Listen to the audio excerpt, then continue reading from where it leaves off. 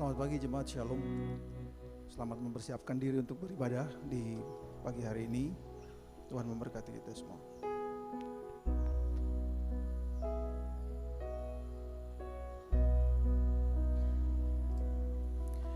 Ketika ku hadapi kehidupan ini,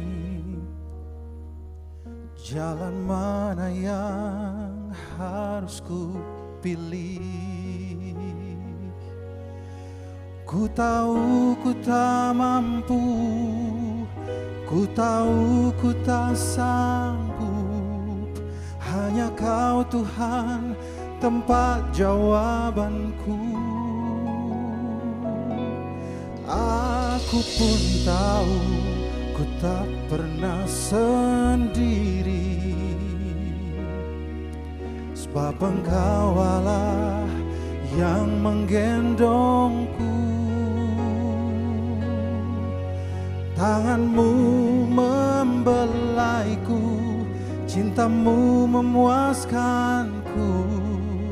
Kau mengangkatku ke tempat yang tinggi.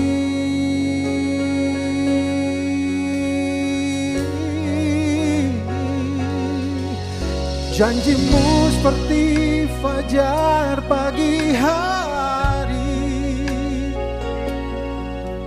yang tiada pernah terlambat bersinar. Cinta-Mu seperti sungai yang mengalir, dan ku tahu betapa dalam kasih-Mu.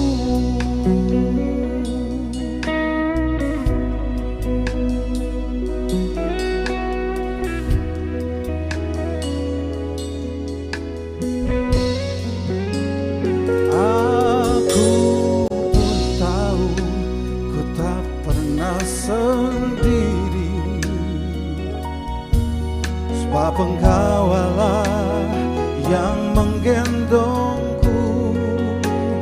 Tangan-Mu membelaiku, cinta-Mu memuaskanku. Kau mengangkatku ke tempat yang tinggi. Janji-Mu seperti fajar pagi hari, yang tiada pernah terlambat bersinar. Cinta-Mu seperti sungai yang mengalir, dan ku tahu betapa dalam kasih-Mu.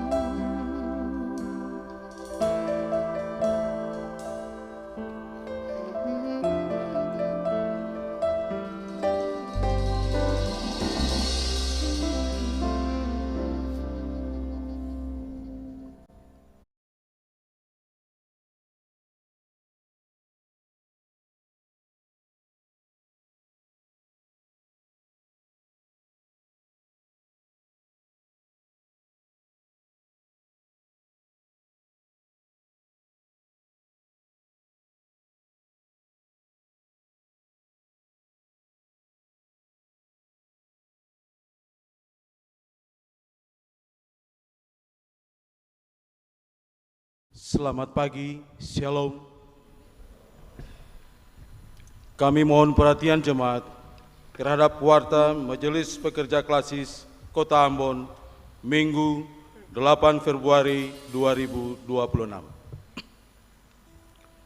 Majelis Pekerja Klasis Kota Ambon menyampaikan selamat datang bagi Bapak, Ibu, Saudara-saudari, anak-anak di ibadah minggu kedua, khusus yang baru pertama kali mengikuti ibadah di Gereja Maranatha. Kami menyambut kehadiran Bapak, Ibu, saudara-saudari, anak-anak dengan penuh kasih dan sukacita. Kami mengucapkan terima kasih kepada jemaat atas seluruh perhatian dan topangan untuk pelayanan dan kesaksian di Gereja Maranatha. Kami juga mengucapkan terima kasih dan selamat dan doa bagi jemaat yang menikmati sukacita berupa hut kelahiran, hut pernikahan, dan kebahagiaan lainnya di sepanjang minggu ini. Tuhan Yesus senantiasa memberkati. Selanjutnya, kami sampaikan informasi pelayanan sebagai berikut. 1. Penerimaan kolekta ibadah minggu 1 Februari 2026 jam 9 pagi sebesar Rp12.891.000. Syukur sebesar Rp2.727.000. Persepuluhan sebesar Rp3.005.000 dan sarana fisik sebesar Rp758.000. 2. Penerimaan kolekta ibadah minggu 1 Februari 2026 jam 6 sore sebesar Rp7.499.000. Syukur sebesar Rp3.037.000. Persepuluhan sebesar Rp1.520.000 dan sarana fisik sebesar Rp270.000. 3. Pelaksanaan sidang-sidang jemaat di Klasis Kota Ambon dimulai pada hari ini, Minggu 8 Februari sampai 1 Maret 2026, dan pelaksanaan sidang ke-50 Klasis Kota Ambon berlangsung pada tanggal 8 Maret 2026 mendatang. Untuk itu, kami mohon dukungan dan doa untuk pelaksanaan sidang-sidang gerejawi dimaksud. 4. Ibadah Pemuda Klasis Kota Ambon dilaksanakan pada hari ini, Minggu 8 Februari 2026, jam 6 sore di Gedung Gereja Maranatha. Mohon kehadiran para pemuda dan pemudi dalam ibadah dimaksud. 5. Diberitahukan kepada jemaat setelah ibadah minggu pagi 15 Februari 2026 mendatang, ada penjualan makanan siap jadi dari jemaat GPM Diakonus Klasis Kota Ambon bertempat di halaman Gereja Maranatha.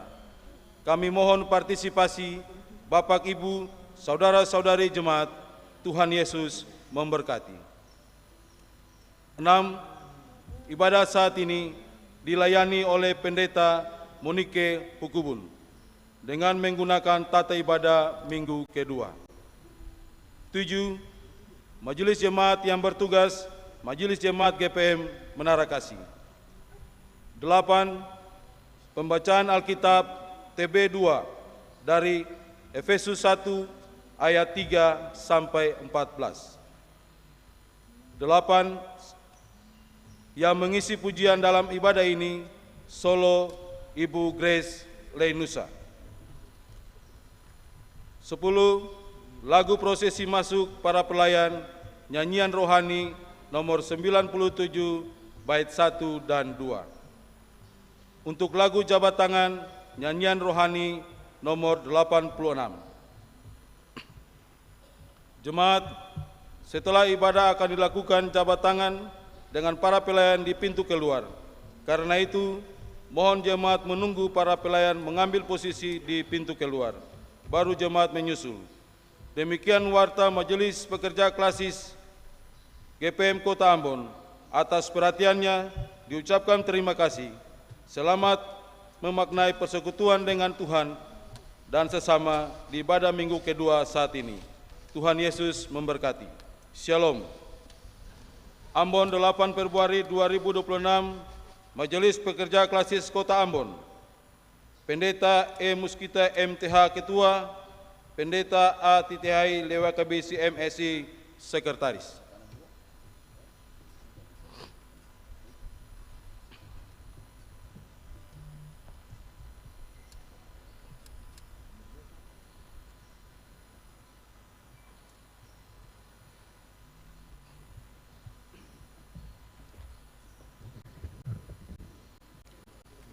Saudara-saudari yang dikasihi oleh Tuhan, latihlah dirimu beribadah. Latihan badani terbatas gunanya, tetapi ibadah itu berguna dalam segala hal, karena mengandung janji, baik untuk hidup ini maupun untuk hidup yang akan datang.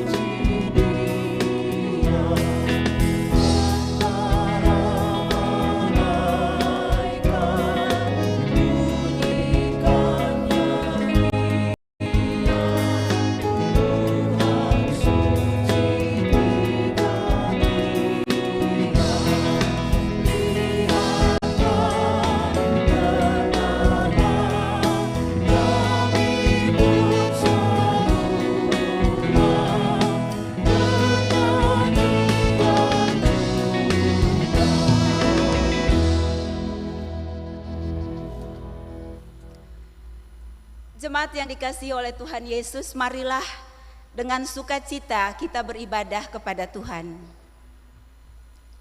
Ibadah ini berlangsung dalam tatanan kasih Allah Bapa, Sang Pencipta, Tuhan Yesus Kristus Sang Penyelamat, dan Roh Kudus Sang Pembaru. Amin. Salam sejahtera bagi jemaat.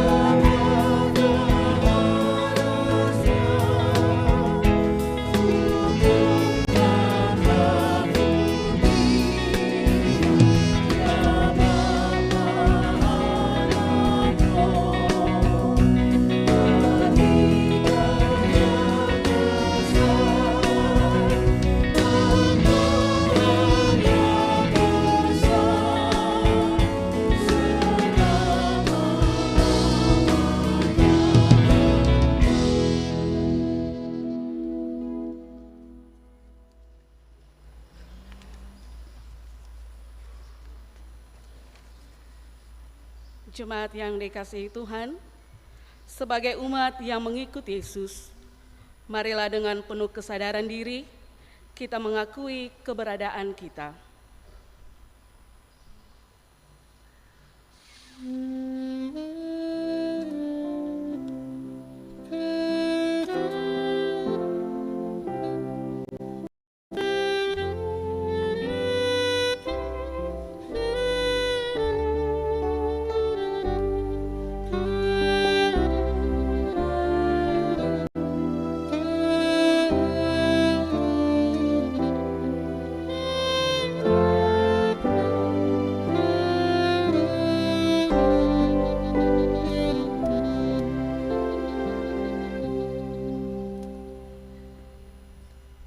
Ya Yesus, Engkau telah menebus kami, namun kami sering tidak menyadari betapa kasih-Mu yang besar dibalas dengan sikap kami yang tidak setia. Ampunilah kami Tuhan.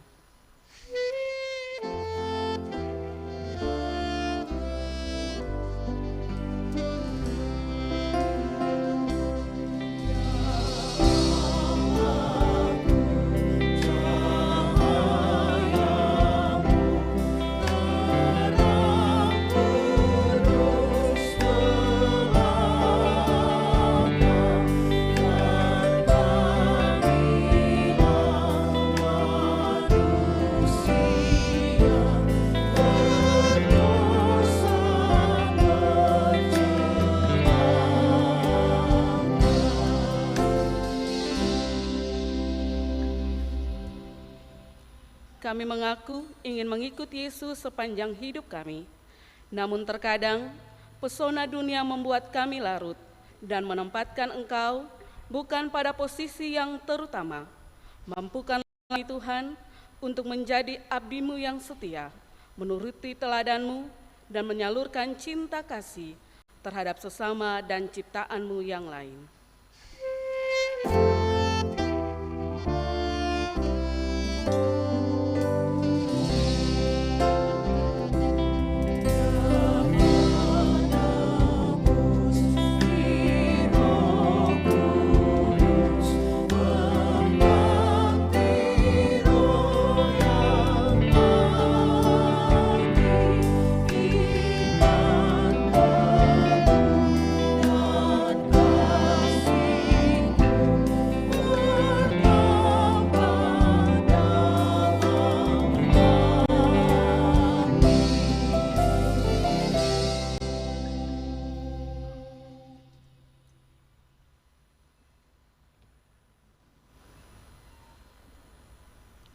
Jemaat yang dikasihi Tuhan, mengikuti Yesus berarti kita mempercayakan hidup sepenuhnya kepada Allah yang membarui dan memberi kekuatan kepada kita untuk setia melakukan kehendak-Nya yang menyelamatkan.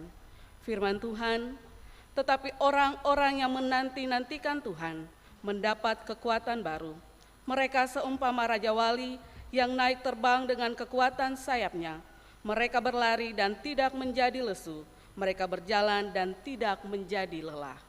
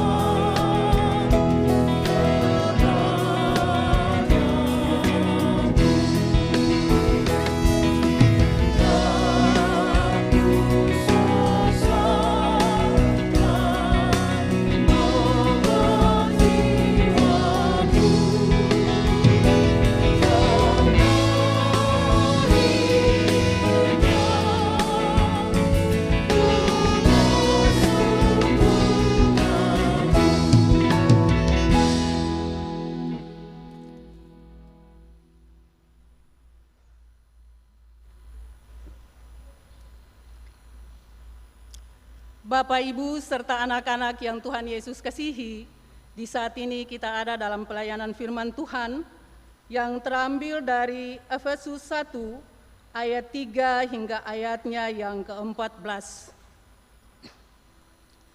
Efesus 1 ayat 3 hingga ayatnya yang ke-14.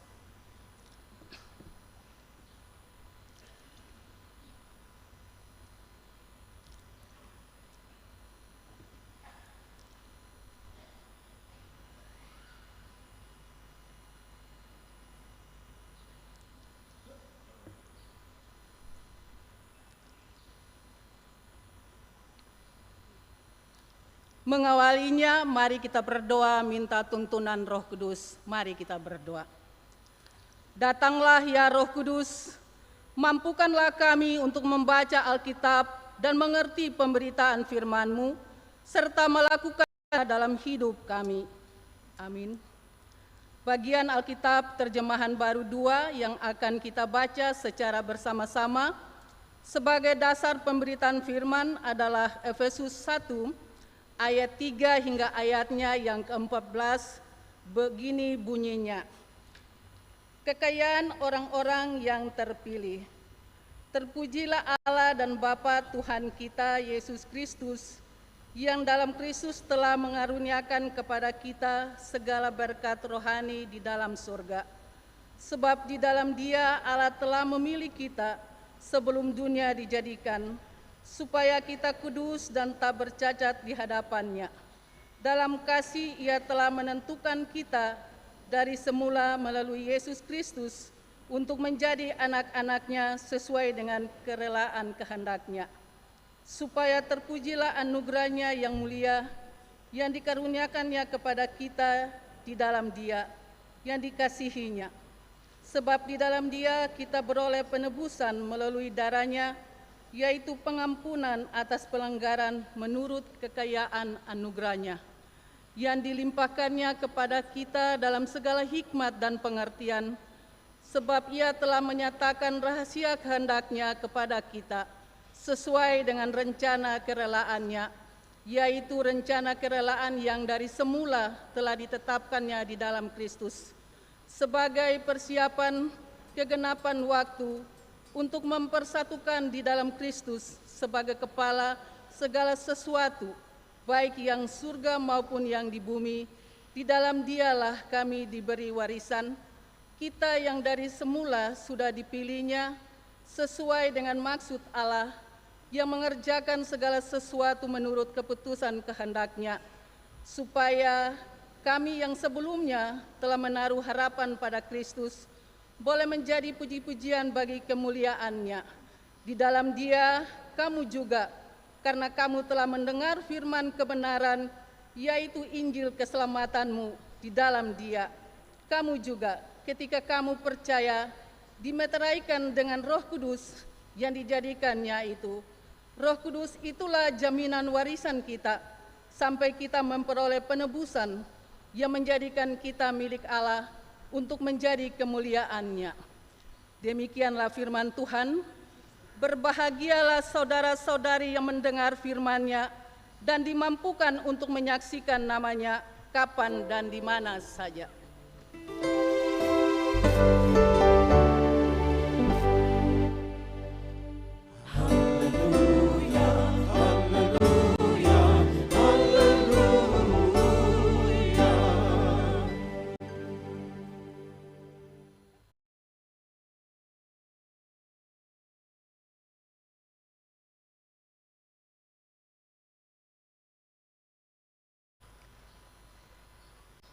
Ibu-ibu, bapak-bapak, saudari-saudara, anak-anak sekalian, jemaat yang dikasihi oleh Tuhan Yesus, selamat pagi.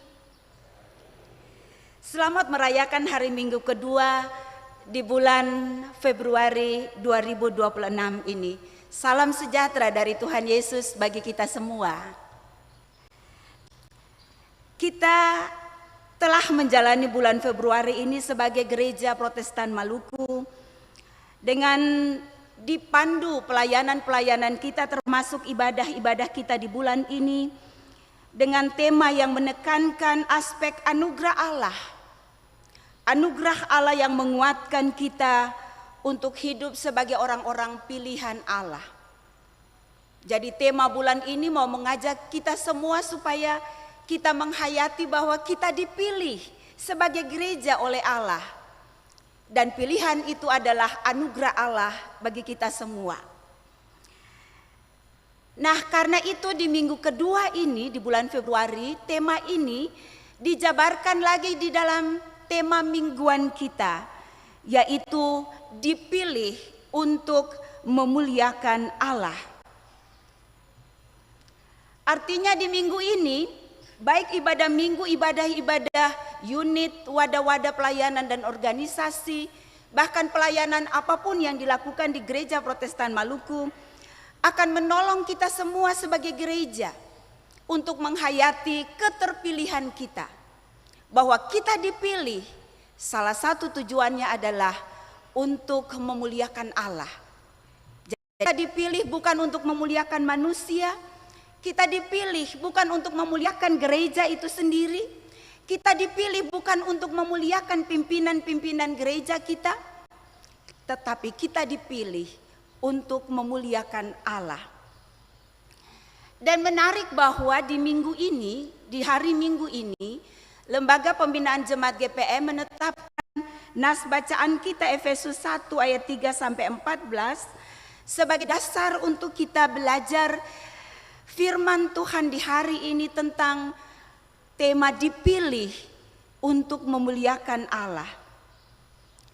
Kalau kita baca dengan baik nas bacaan ini, Bapak Ibu, saudara-saudariku, jemaat yang dikasihi oleh Tuhan Yesus, maka di sini sebetulnya penulis surat Efesus mau menjelaskan tentang hakikat keterpilihan kita untuk memuliakan Allah itu dengan menggunakan ilustrasi atau kiasan tentang warisan. Dan saya kira kita semua tahu, kita punya pengalaman masing-masing di dalam keluarga-keluarga kita di masa kini pun tentang warisan, harta warisan. Tapi kita belajar dari tradisi Alkitab dulu. Nampaknya dalam tradisi masyarakat Alkitab, baik itu perjanjian lama maupun perjanjian baru, bicara tentang harta warisan selalu terkait dengan 4 unsur penting di dalam warisan itu. Yang pertama ialah warisan terkait dengan sang pewaris. Dan dalam sepanjang tradisi masyarakat Alkitab, pewaris itu biasanya dari seorang bapa sebagai kepala keluarga. Jadi bapa biasanya yang mewariskan harta warisannya kepada pewarisnya. Yang kedua adalah ahli waris. Nah, ahli waris ini adalah orang yang menerima warisan itu, dan dalam masyarakat Alkitab biasanya diberikan kepada anak-anak dari sang bapa. Dan anak-anak itu bukan anak-anak perempuan, tapi anak-anak itu adalah anak-anak laki-laki, terutama adalah anak sulung. Itu dalam tradisi Alkitab. Hal yang ketiga, unsur yang ketiga adalah harta yang diwariskan.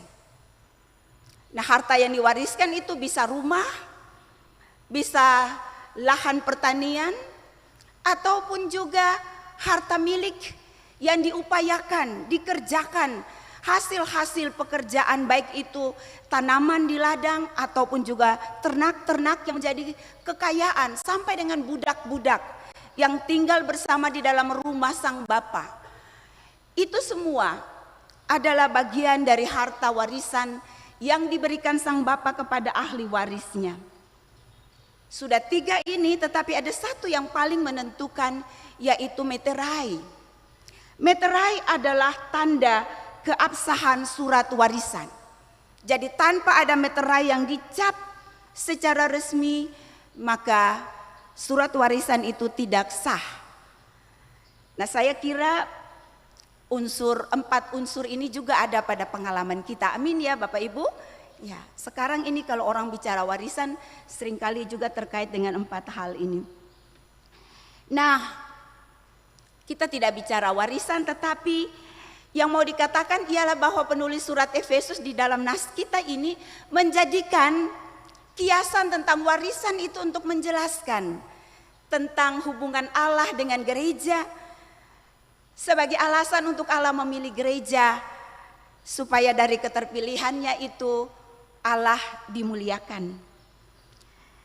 Nah, dalam nas ini intinya dari 4 hal itu ialah bahwa pewaris itu adalah Allah. Jadi Allah melalui Yesus adalah pewaris yang memberikan warisannya kepada siapa?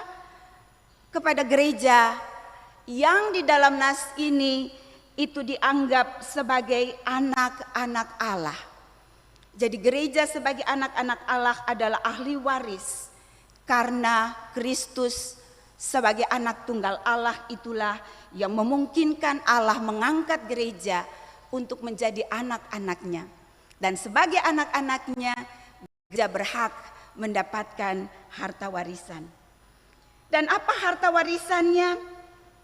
Harta warisan itu adalah berkat-berkat rohani. Nah itu, berkat-berkat rohani adalah harta warisan. Jadi ini sebagai kritik untuk menyeimbangkan paham masyarakat tadi yang melihat harta hanya difokuskan pada materi, mewariskan harta material kepada keturunan.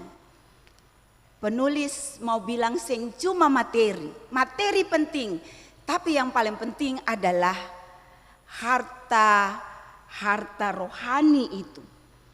Dan yang keempat adalah meterainya adalah Roh Kudus. Jadi Allah adalah pewaris, anak-anak Allah yaitu gereja adalah ahli waris, harta yang diwariskan adalah harta rohani, dan tanda meterai itu adalah Roh Kudus. Itu kira-kira inti cerita atau surat yang ditulis penulis di dalam nas bacaan kita. Nah, dari cerita atau dari surat ini, bagian surat ini, saya ingin mengajak jemaat untuk kita menghayati 3 makna dasar sebagai firman Tuhan yang terkait dengan keterpilihan kita untuk memuliakan Allah. Yang pertama, saudara-saudari jemaat, ialah bahwa nas bacaan ini mau bilang untuk jemaat di Efesus dulu abad pertama, maupun mau bilang for ketong sekarang sebagai gereja, bahwa kita memuliakan Allah. Kita memuliakan Allah karena Allah telah memilih kita sebagai gereja untuk menjadi anak-anak Allah. Jadi kita memuliakan Allah karena kita dipilih oleh Allah sebagai gereja untuk menjadi anak-anak Allah. Dan gereja yang dimaksudkan di sini adalah persekutuan. Persekutuan orang-orang yang percaya kepada Yesus. Setiap orang yang percaya kepada Yesus, baik itu individunya, baik itu eklesia domestikanya, gereja rumah tangga, rumah-rumah tangga kita sebagai gereja, maupun persekutuan jemaat kita. Kita memuliakan Allah karena Allah memilih kita semua sebagai anak-anaknya, anak-anak Allah. Nah, bagaimana itu muncul di dalam nas bacaan kita? Kalau kita lihat ayat 3, ayat 6 dan ayat 12, penulis surat Efesus ini berkali-kali menyebut kata terpujilah Allah. Jadi sekurang-kurangnya ada 3 kali dia mengajak jemaat dengan kata kerja imperatif. Ini sebuah perintah. Perintah kepada jemaat, kepada gereja, kepada orang-orang percaya untuk harus memuji Allah, harus memuliakan Allah. Nah, apa artinya kita memuji dan memuliakan Allah? Di dalam Alkitab, ungkapan memuji dan memuliakan Allah pertama-tama adalah merupakan sebuah pengakuan iman. Jadi kalau kita memuji Allah, kita memuliakan Allah, maka itu adalah ungkapan iman kita. Iman kita kepada Allah, kehadiran Allah, kesucian Allah, kasih Allah, dan seluruh karya-karya yang Allah kerjakan di dalam kehidupan ini. Allah dipuji dan dimuliakan sebagai Allah yang maha kuasa. Allah dipuji dan dimuliakan sebagai pencipta langit dan bumi, sebagai pemelihara dan penyelamat isi dunia ini. Ia adalah Allah yang maha kuasa. Ia adalah Allah yang maha kudus, maha mulia, maha kasih dan maha adil. Dan itu dialami secara nyata oleh Israel maupun jemaat-jemaat perjanjian baru. Bahkan dialami oleh kita semua. Kita memuji Allah, kita memuliakan Allah karena kita mengalami kehadiran Allah. Kita mengalami kasih Allah, kita mengalami karya-karya Allah yang sungguh luar biasa di dalam kehidupan kita semua. Amin. Ya, itu pengalaman iman kita. Kita mengalaminya. Dan karena itu Allah dipuji dan dimuliakan. Karena sebagai umatnya, baik Israel maupun jemaat-jemaat perjanjian lama dan jemaat-jemaat di Klasis GPM Kota Ambon ibadah saat ini, kita semua mengalami kehadiran Allah dalam hidup kita. Kita mengalami kehadiran Allah dan karya-karya Allah di dalam keluarga kita. Kita mengalami Allah dan kehadiran karya-karyanya di dalam kehidupan kita sebagai gereja. Baik itu jemaat, Klasis maupun juga di tingkat GPM secara menyeluruh. Jadi penulis surat Efesus mengingatkan kita bahwa kalau kita memuji Allah, kalau kita memuliakan Allah, itu bukan sekedar kata-kata yang kita nyanyikan. Tidak sekedar kata-kata lagu pujian yang kita ungkapkan. Tetapi itu adalah pengakuan iman kita kepada Allah. Sekaligus dengan memuji Allah, memuliakan Allah, kita bersyukur. Kita tidak mungkin berterima kasih karena kita tidak mungkin Allah memberikan kasih yang begitu besar dan kita membalas kasihnya itu. Tidak cukup, tidak mungkin. Dan karena itu satu-satunya kata yang tepat untuk kita menerima seluruh anugerah Allah ini adalah rasa syukur kita. Kita bersyukur kepada Allah atas berkat-berkat yang dikaruniakannya kepada kita sebagai anak-anaknya. Nah, di dalam ayat 3-5 dari nas bacaan kita ini ditegaskan bahwa alasan kita memuliakan Allah adalah karena Allah memilih kita. Allah memilih kita dan menetapkan kita sebagai anak-anaknya. Pilihan ini secara tegas diulang-ulang di dalam nas bacaan ini bahwa pilihan ini adalah pilihan karena kerelaan Allah. Allah sendiri yang memilih kita tanpa ada negosiasi kita sebagai gereja dengan Allah, tidak. Allah sendiri yang berinisiatif untuk memilih kita. Bukan karena kita hebat, bukan karena kita ini orang-orang pandai, orang-orang cerdas, orang-orang yang hebat di mata Allah sehingga Allah memilih kita, tidak. Dia memilih oleh anugerahnya, dia memilih oleh kerelaan hatinya. Ia memilih karena pilihan bebasnya yang mutlak, yang tidak ditentukan oleh apapun jasa kita sebagai gereja, jasa kita sebagai manusia. Dan karena itu status sebagai anak-anak Allah, ahli waris harta milik Allah di dalam Yesus Kristus itu adalah anugerah Allah.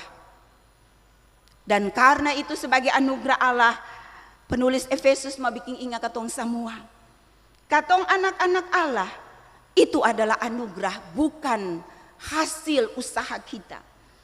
Dan karena status sebagai anak-anak Allah adalah anugerah Allah, pilihan Allah yang mutlak, maka kita sebagai gereja, sebagai orang-orang yang percaya, tidak boleh memegahkan diri kita karena status itu. Kita tidak boleh memuliakan diri kita sendiri. Kita tidak boleh memuji dan membesarkan nama kita sendiri sebagai gereja, sebagai jemaat, entah pelayan ataupun umat. Karena apa? Karena kita sebetulnya kalau mau sadar diri kita di hadapan Allah, kita hanyalah manusia berdosa. Amin. Kita berdosa, kita terbatas.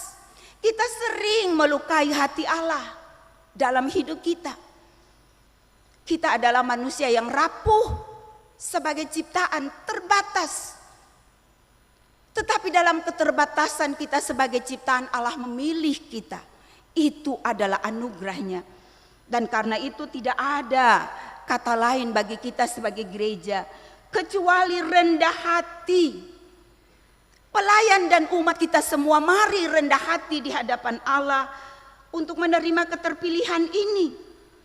Dan kita harus bersyukur kepada Allah untuk menghayati keterpilihan kita ini. Supaya dengan kerendahan hati yang kita miliki dan rasa syukur yang tidak pernah berujung itulah, kita akan selalu belajar. Kita akan terus-menerus belajar memahami siapa itu Allah di dalam Yesus bagi hidup pribadi, keluarga dan gereja kita. Kita belajar memahami apa itu kehendak Allah.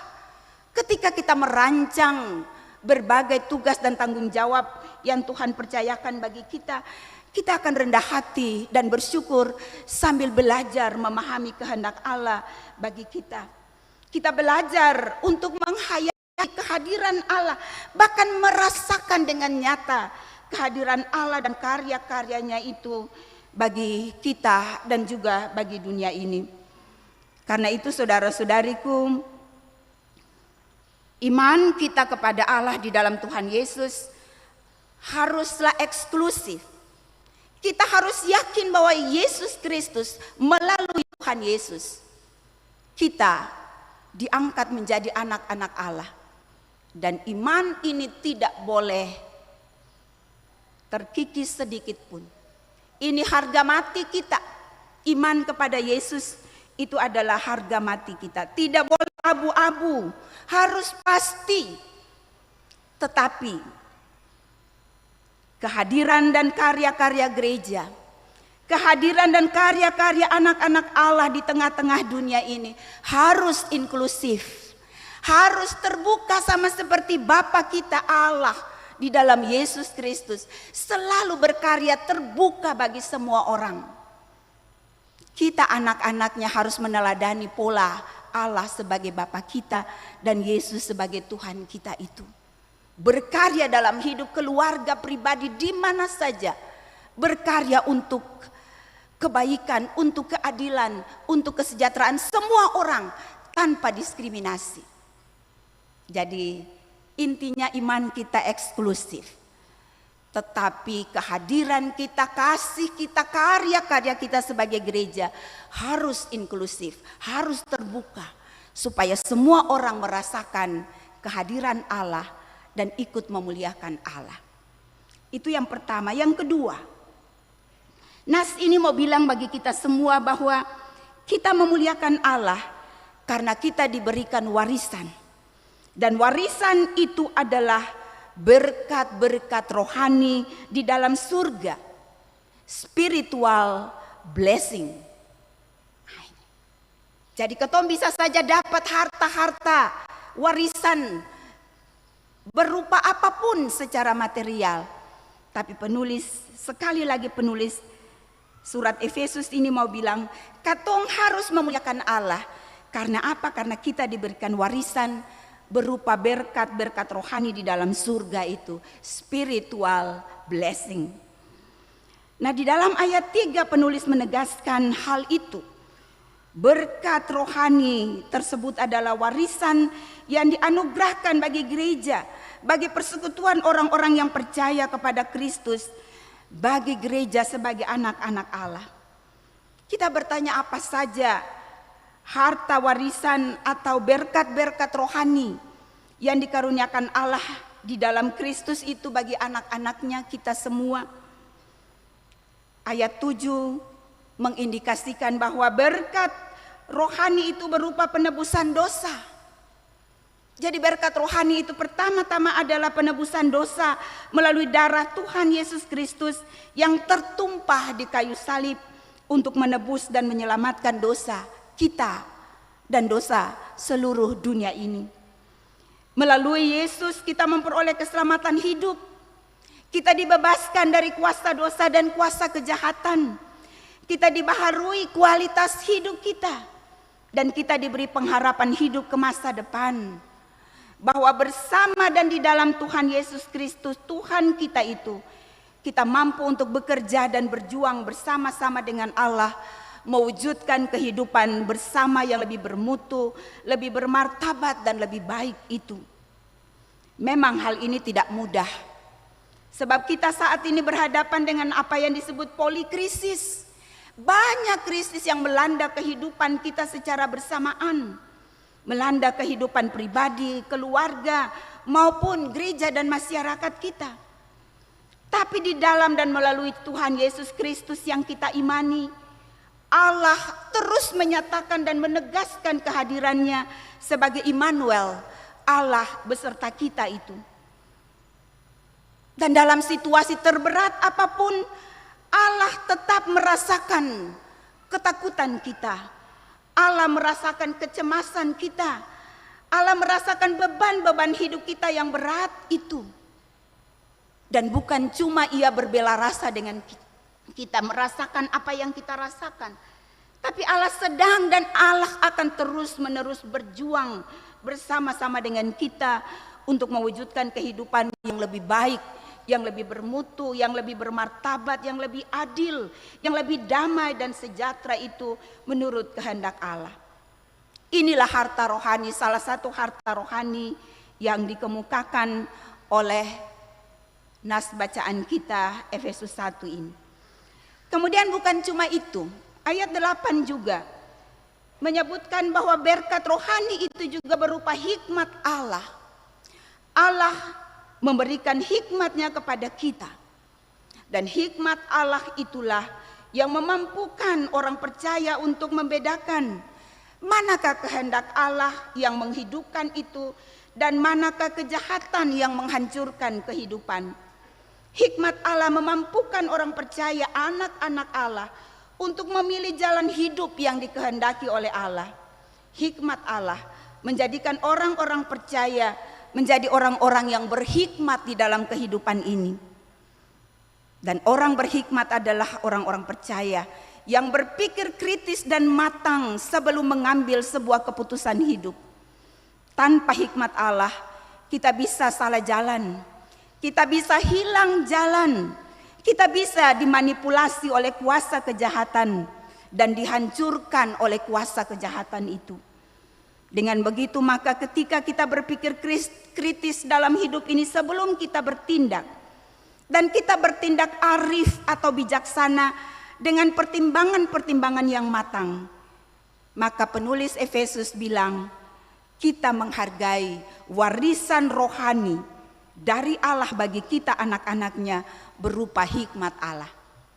Jadi mari kita terus belajar menjadi orang-orang yang berhikmat. Itulah salah satu berkat rohani yang Allah karuniakan sebagai warisannya bagi kita. Yang ketiga, yang terakhir ialah kita memuliakan Allah karena Allah menghendaki agar hidup kita sebagai gereja, sebagai orang percaya itu berdampak.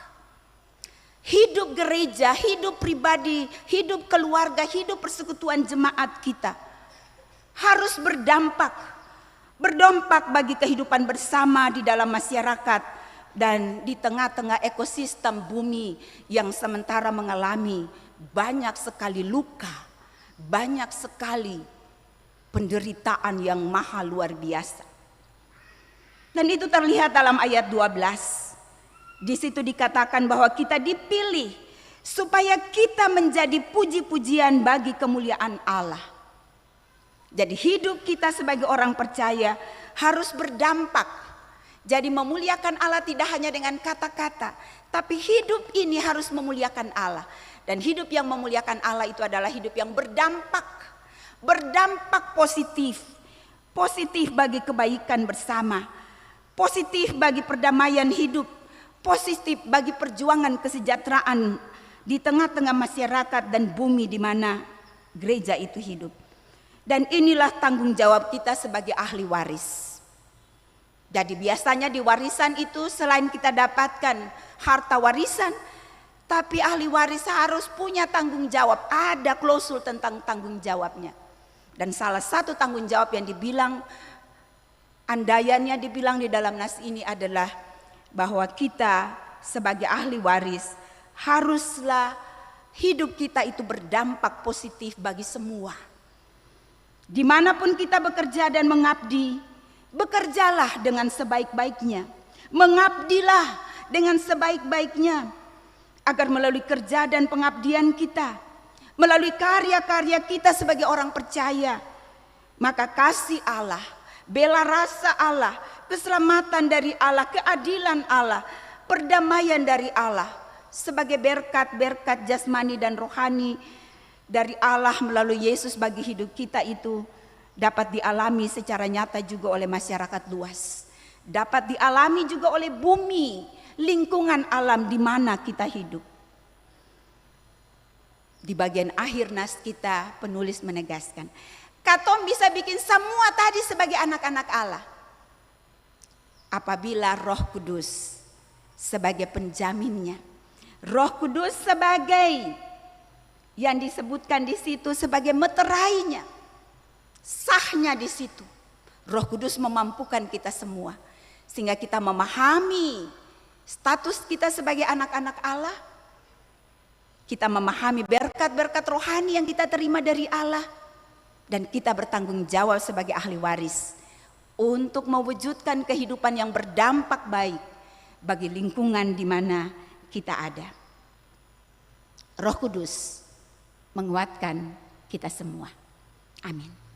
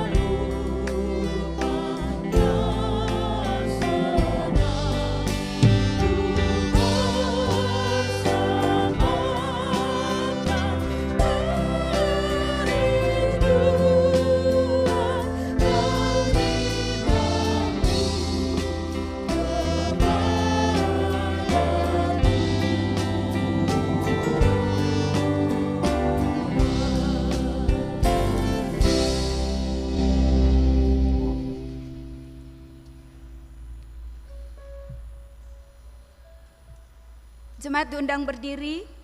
Dan kita bersama-sama dengan semua orang Kristen di seluruh dunia dan di sepanjang sejarah ini, kita mengaku iman dengan menggunakan rumusan pengakuan iman rasuli.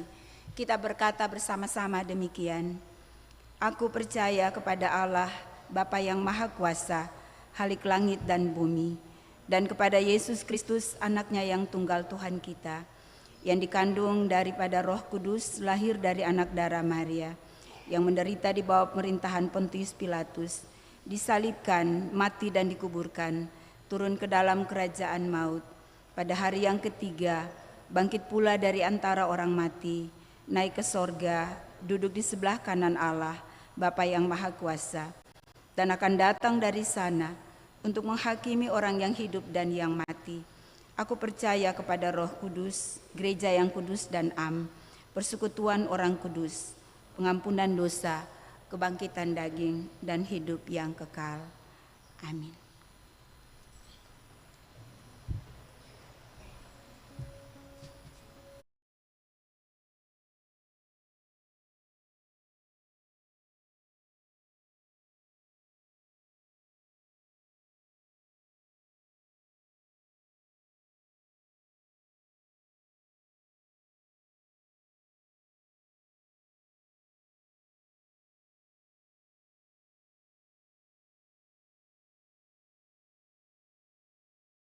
Berkati Tuhan, kita ada dalam persembahan syukur.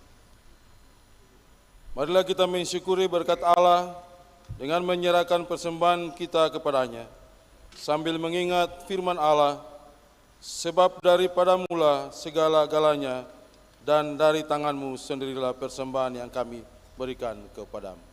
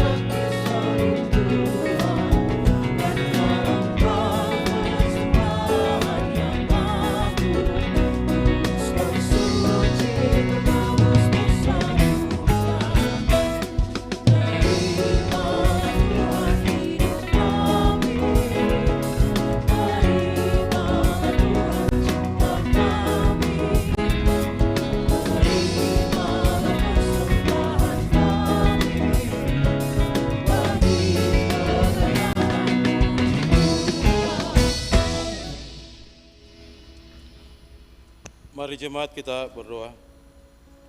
Bapa di sorga, kami mengucap syukur atas anugerah dan kasih-Mu yang melimpah dalam hidup kami. Kami telah menerima begitu banyak berkat dalam kehidupan kami. Kami datang membawa seluruh ungkapan syukur kami di saat ini. Di dalam nama Tuhan Yesus kami berdoa. Amin.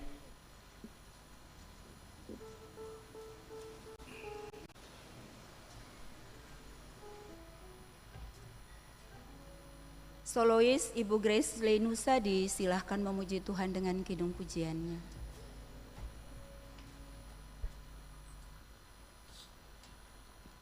Shalom, selamat pagi. Kiranya satu lagu pujian ini dapat menjadi berkat dan kekuatan untuk ketong semua melangkah di uspo yang baru. Tuhan Yesus memberkati.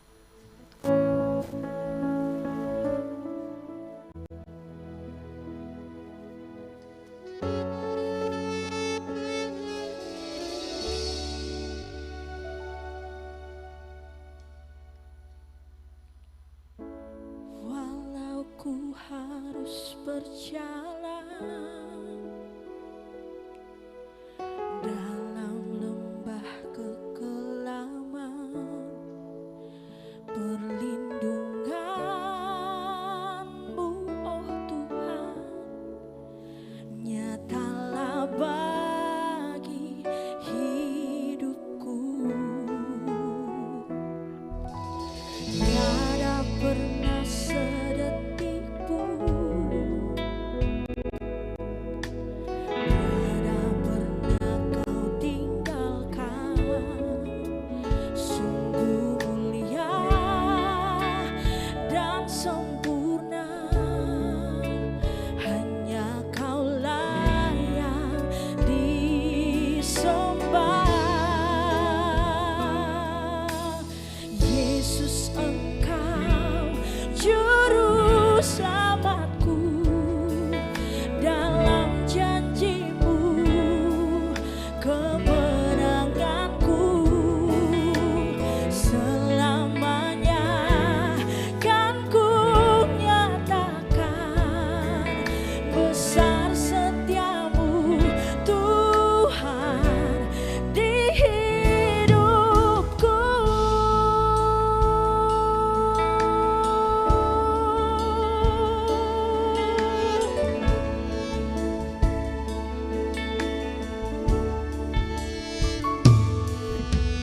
Walau ku harus berjalan dalam lembah kekelaman, perlindungan-Mu, oh Tuhan, nyatalah bagi hidupku. Tiada pernah sedetik pun, tiada pernah Kau tinggalkan. Sungguh mulia dan sempurna, hanya Kau layak disembah. Yesus, Engkau juru selamatku, dalam janji-Mu kemenanganku. Selamanya kan ku nyatakan besar setia-Mu, Tuhan, di hidupku.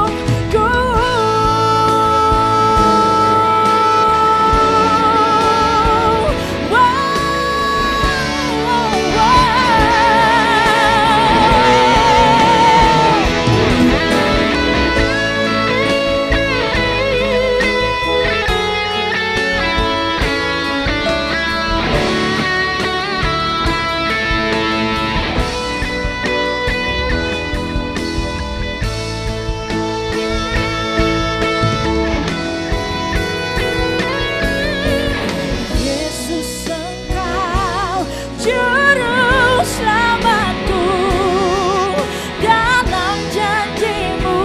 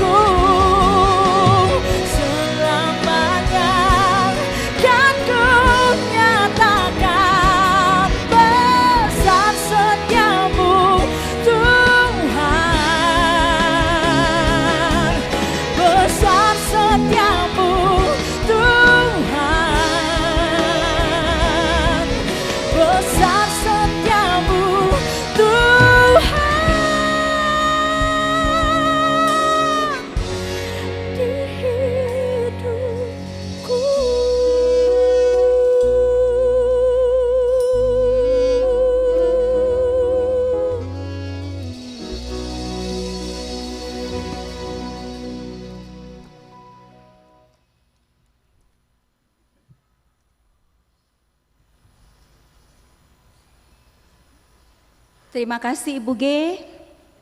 Tuhan memberkati selalu bersama keluarga. Teruslah memuliakan Tuhan.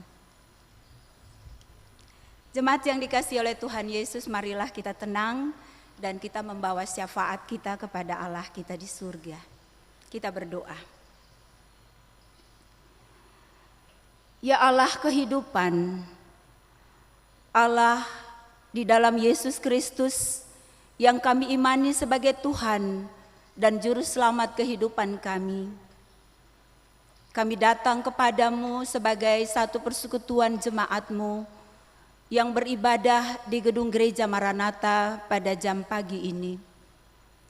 Kami membawa seluruh ungkapan syukur kami kepadamu ya Allah, di dalam Kristus Yesus Tuhan kami, karena kami mengalami sebagai anak-anak-Mu, betapa Allah sebagai Bapa begitu mengasihi kami. Allah sebagai Bapa selalu bersama-sama dengan kami sebagai Immanuel itu. Sehingga setiap pergumulan hidup kami pribadi, keluarga, rumah tangga maupun persekutuan jemaat, kami selalu mengalami kehadiran Allah di dalam Kristus Yesus melalui tuntunan Roh Kudus. Kami selalu merasakan secara nyata kasih Tuhan yang agung itu dalam hidup kami. Ada begitu banyak berkat-berkat rohani maupun berkat-berkat jasmani yang Tuhan karuniakan bagi kami di sepanjang pekan yang telah kami lampaui. Karena itu Tuhan, kepadamulah kami bersyukur dan memberikan seluruh korban-korban syukur kami kepadamu ya Allah di dalam ibadah ini. Biarlah Tuhan berkenan untuk memberkati seluruh ungkapan syukur kami yang kami bawa kepadamu dalam ibadah ini. Lalu kami mau menyerahkan seluruh kehidupan kami di pekan kedua ini ke depan, ke dalam tangan kasih-Mu, kuasa-Mu, dan rencana-Mu yang agung bagi tiap-tiap pribadi, keluarga, rumah tangga, maupun persekutuan kami. Kami berdoa pertama-tama bagi kehidupan kami dan keluarga kami yang sedang bergumul dengan gumulan-gumulan khusus di dalam rumah tangga kami.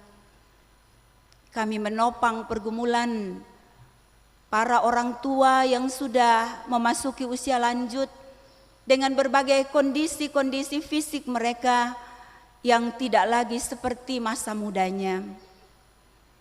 Kami bergumul bersama-sama dengan ibu-ibu janda, para duda, anak-anak yatim piatu, dengan berbagai gumulan-gumulan hidup yang mereka gumuli bersama keluarga mereka masing-masing.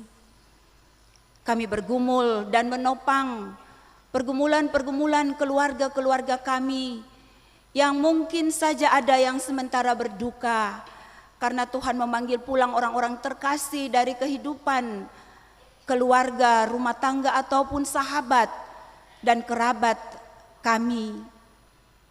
Kami bergumul dan menopang gumulan-gumulan dari anggota-anggota keluarga kami yang sementara sakit, baik mereka yang sementara dirawat di rumah-rumah kami maupun yang sedang dirawat di rumah-rumah sakit, baik itu yang ada di kota Ambon ini maupun mungkin yang sedang dirujuk di luar kota Ambon ini.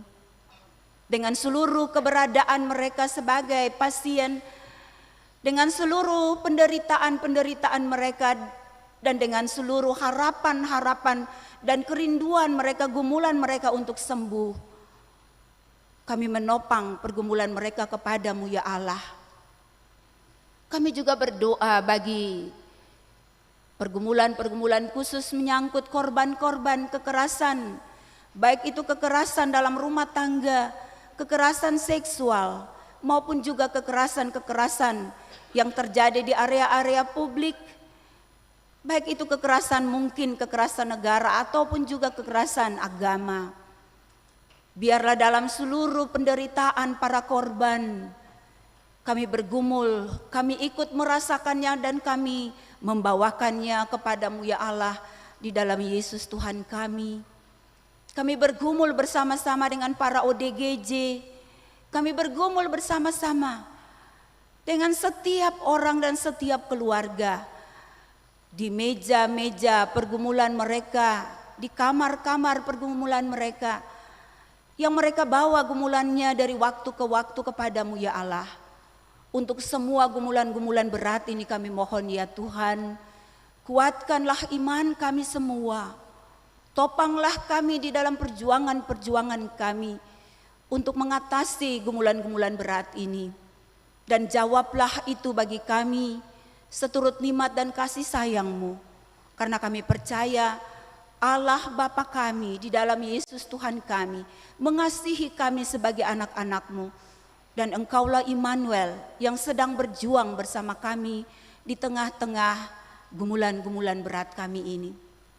Ya Allah, ya Tuhan kami berdoa bagi generasi muda di dalam keluarga-keluarga kami, mulai dari anak-anak yang sedang dikandung oleh ibu-ibu yang sementara mengandung, anak-anak balita kami, dalam masa-masa tumbuh kembang mereka yang penuh dengan tantangan, terutama tantangan-tantangan alam yang terus ekstrim berubah. Kami berdoa bagi anak-anak kami yang sedang mengikuti pendidikan, mulai dari PAUD dan TK sampai ke perguruan tinggi, baik di kota Ambon ini, di luar daerah, bahkan mungkin sampai di luar negeri. Dalam seluruh perjuangan studi mereka, yang dalam pengalaman kami itu tidak mudah, tetapi kami yakin Tuhan bersama mereka, Tuhan bersama para orang tua dan keluarga yang sedang menopang mereka sesuai fungsi dan peran sebagai orang tua, saudara bersaudara, keluarga. Dan kami yakin Tuhan sedang berjuang untuk masa depan mereka bersama mereka. Kami berdoa bagi generasi muda kami, remaja dan pemuda yang selalu mengalami berbagai dinamika pergaulan yang kadang-kadang mengkhawatirkan kami sebagai orang tua dan keluarga, bahkan para pelayan-Mu, jemaat-Mu. Kami yakin sungguh Tuhan selalu berada, berkarya bersama dan di dalam mereka melalui Roh Kudus-Mu. Tuntun mereka supaya mereka berhikmat di dalam pergaulan-pergaulan mereka. Dan biarlah bersama Tuhan Yesus di dalam tuntunan Roh Kudus, mereka menjadi anak-anak Tuhan, anak-anak Allah yang hidupnya berdampak bukan hanya bagi masa depan mereka dan keluarga, tapi berdampak bagi semua orang yang mereka jumpai di tengah-tengah hidup mereka. Ya Allah, ya Tuhan kami menopang pergumulan semua orang dewasa di dalam rumah tangga kami, dengan pekerjaan-pekerjaan kami, mulai dari dalam rumah tangga kami sebagai ibu rumah tangga dan bapak rumah tangga, sampai di luar rumah tangga kami, di luar areal rumah kami, di tempat manapun Tuhan tempatkan kami untuk bekerja, berkarya dan mengabdi bagi hidup ini. Kami mohon Tuhan, topanglah kami dengan hikmat-Mu, topanglah kami dengan Roh-Mu, topanglah kami dengan firman-Mu, supaya di dalam setiap pekerjaan yang kami lakukan, kami berdampak tidak hanya bagi hidup kami, tapi terutama bagi hidup semua orang yang kami layani melalui pekerjaan, karya, dan pengabdian kami. Ya Allah, ya Tuhan kami, seluruh pergumulan hidup pribadi dan rumah tangga yang belum bisa kami ungkapkan di mimbar ini, dalam doa ini kami mohon Tuhan, dengarkanlah doa tiap-tiap pribadi dan keluarga, dan jawablah itu seturut kasih dan rahmat-Mu. Kami berdoa sebagai satu persekutuan bagi pergumulan bangsa dan negara kami, pemerintah kami di tingkat pusat, di tingkat 1 Maluku, di tingkat 2 Kota Ambon, dengan seluruh jajarannya sampai di RT RW di mana kami ada.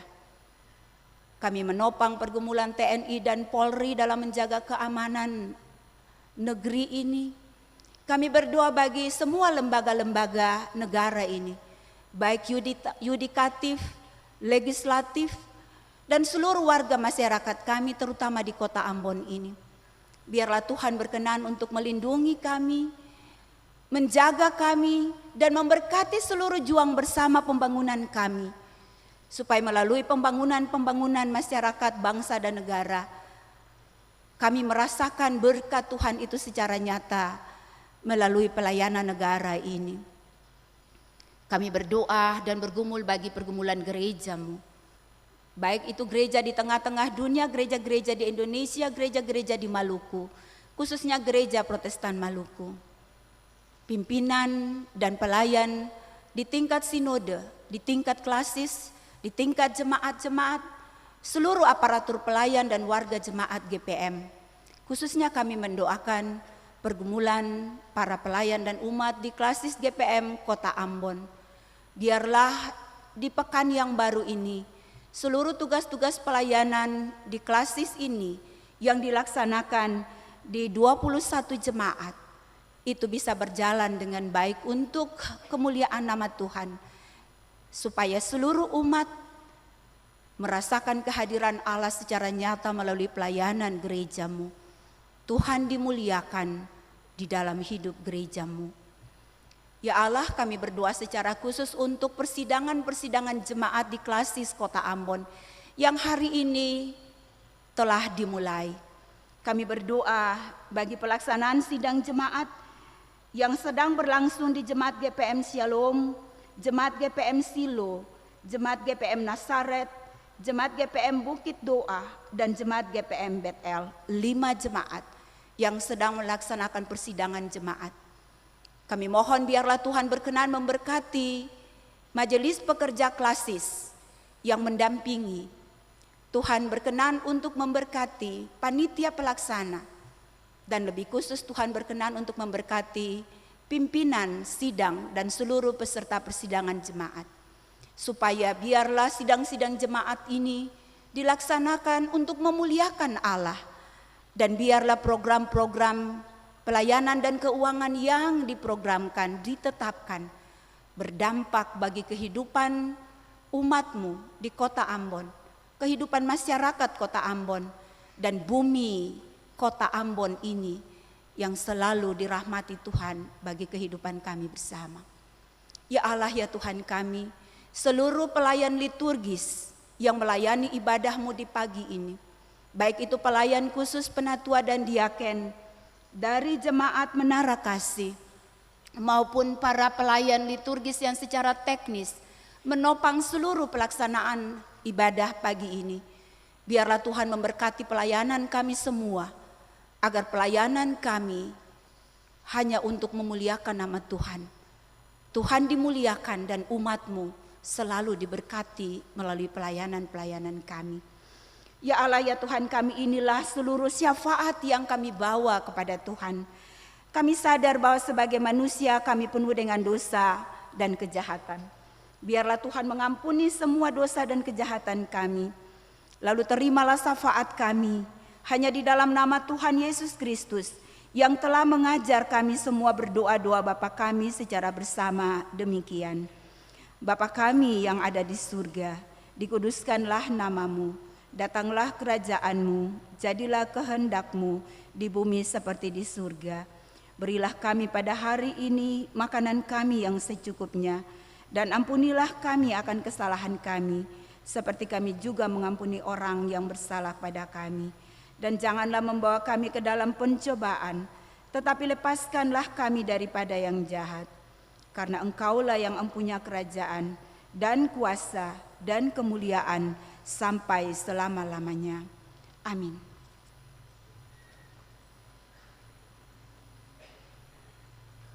Jemaat diundang berdiri.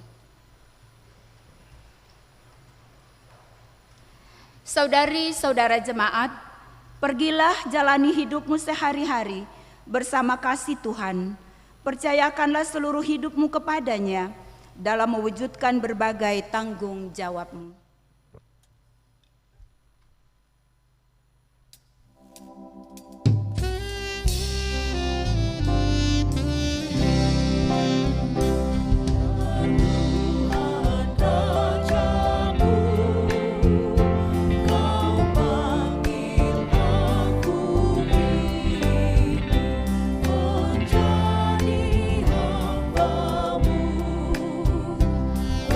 Menara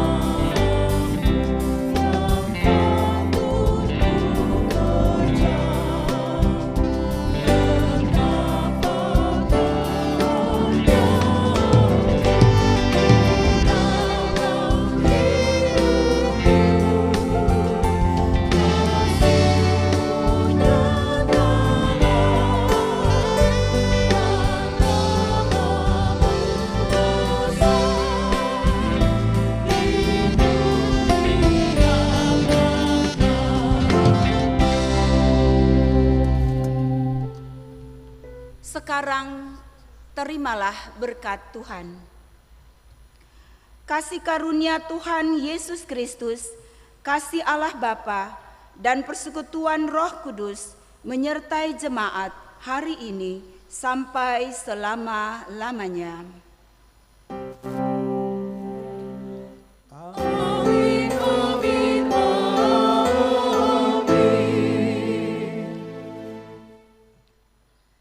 Jemaat yang dikasihi oleh Tuhan Yesus, ibadah kita telah selesai. Terima kasih. Selamat hari Minggu, Tuhan memberkati. Saat teduh.